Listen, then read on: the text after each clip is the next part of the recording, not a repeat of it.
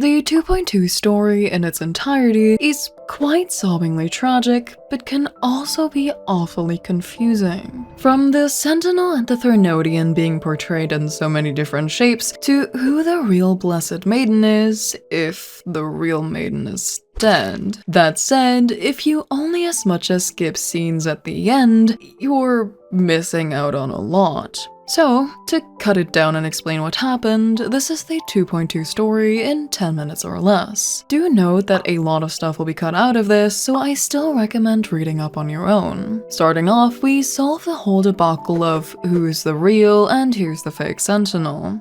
To cut it short and explain better, the horse is the Sentinel and/or Imperator, while the fish is the Thernoidian, also known as Leviathan. In the story, after finally being able to talk to Imperator, we learn that Rover has been in Renacida before and has made a deal with the divinity. This deal was to find out what Leviathan's true intentions were while giving the Imperator free will in exchange, so it could find out said intention. It isn't quite clear when this was, but if we assume the story that Carlotta told us about the Sentinel being two beings that were always at odds with each other and thus causing war, is still correct up to the Blessed Maiden part, then this was either during or after the Dark Tide, and either shortly before or shortly after the Order was created, which why we will get to later. To find out what Leviathan's true intentions were as fast as possible, Imperator feigned defeat to it, agreeing to fuse with it to make it one big,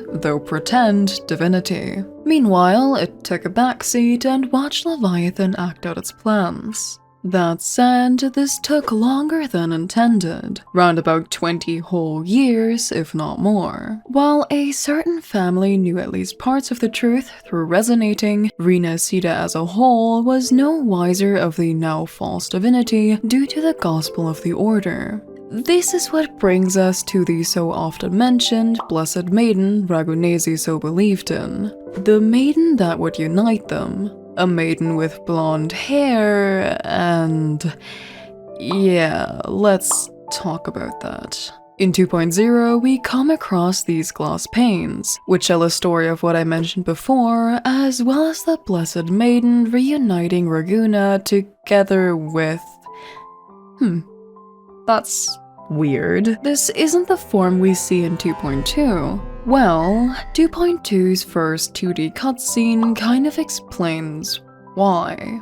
Here we see Cartathea with the Order, being crowned by Primus as she swears to bring salvation. But the Blessed Maiden was chosen by the Sentinel, right? Why would she need to be crowned and have her title given by Primus? In short, that's because she isn't the Blessed Maiden. Leviathan, through the fusion, was able to look into Imperator's mind, learning of the little word and concept of a Sentinel's resonator, probably wanting one to spread its gospel like a holy figure, instead of waiting for a resonator evil of heart to see the truth and join it, it created one itself. This was done through trial and error to gather what is presumed to be the Imperator's former body. Once created, this creature, or rather young girl, was called Fleur-de-Lis. So, to summarize for now, the Order and its beliefs are based on the Thernoidian because it helped spread power on both sides. Fleur-de-Lis isn't the Blessed Maiden, but the Thernoidian's resonator, and most of Renacida that at least believes the Order who the Sentinel is, also believes in the fake story. The Imperator, while letting Leviathan create Fleur-de-Lis and not being able to interrupt as to not reveal itself, it hid one crucial detail about having a Sentinel resonator. There can only be one. And through their fusion, Fleur-de-Lis not only became the Thernoidian's resonator, but also the Sentinel's. Thus, Imperator had a plan, though not a very smart one. If a Sentinel had more than one resonator, the frequencies of them would clash and cause it to destruct, presumably along with the resonators. But for this, Imperator needed a resonator of sound mind and steadfast determination to look through Leviathan's facade and communicate with Imperator. So,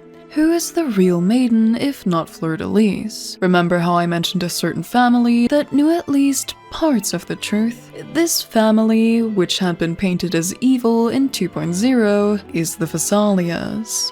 While they're not exactly holy either, to cut it short, every maiden under the Thessalia family was raised to resonate with the Sentinel, forced to overclock, which is a very dangerous and painful process by the way, to get a single glimpse into Imperator's mind. And our latest maiden and head of the Thessalia family that managed to do that was Cantarella, our actual, real blessed maiden. Though either through seeing the Sentinel's plan of self-destructing or through her own mind, she refused, giving the power of the Second Awakening back to Imperator to give it some energy after all these years, and thus technically killing the Blessed Maiden, at least by title. On the other hand, we have Fleur-de-Lis, who, despite being created by Leviathan to spread despair through the laurel she used to speak to Primus and Rover with, she was less than impressed to comply with Leviathan's plans, being so much against it that she split into two, a form that wanted to live and couldn't age, and a form to hold of the Threnodian.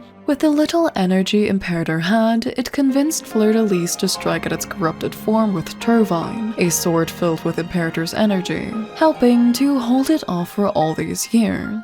With Rover back in Renacida, and after learning all of this, he uses Turbine and swears to defeat the Threnodian, though this plan ends in momental tragedy. Cartathea, who had formerly forgotten her memories through the split, now remembers who she was and swore to take the Threnodian down too, despite being its creation. So, since she was no human but pure frequency, and she used the little energy left in Turbine, which Cantarella restored with the sacrifice of the maidens before her, to save Rover, she gave herself to him, becoming his blade. Rover, now having gained the power of Arrow, strikes down and frees the other half of Cartathea, Fleur-de-Lis, and also defeats the Threnodian at the same time. But Cartathea and Fleur-de-Lis were now no more. Fleur-de-Lis dead, and Cartathea in his tacit mark as merely powers. With Leviathan gone, and the now weak Imperator's self-destruction